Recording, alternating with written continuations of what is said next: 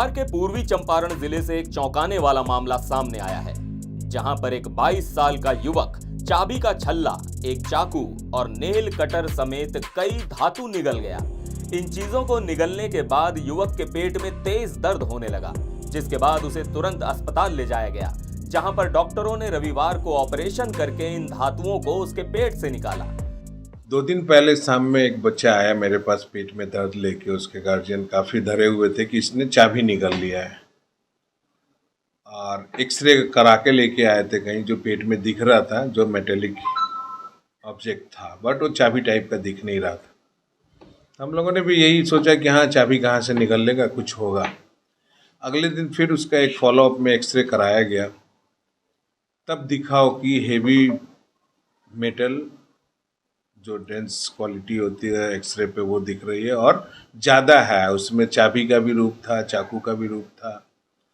तब उनके घर वालों से बोला गया कि हाँ, चाबी के साथ साथ चाकू भी दिख रहा है एक उसमें, किया उसको, और उसमें से चाकू के साथ साथ एक चाकू, एक चाबी का गुच्छा, एक सेपरेट चाबी, 2 नेल कटर, ये सब निकला उसके पेट से फिलहाल। उन्होंने कहा कि इसके तुरंत बाद एक और सर्जरी करने का फैसला किया गया, क्योंकि हमें एक और एक्सरे रिपोर्ट में उसके पेट में धातु जैसी और भी वस्तुएं दिखी।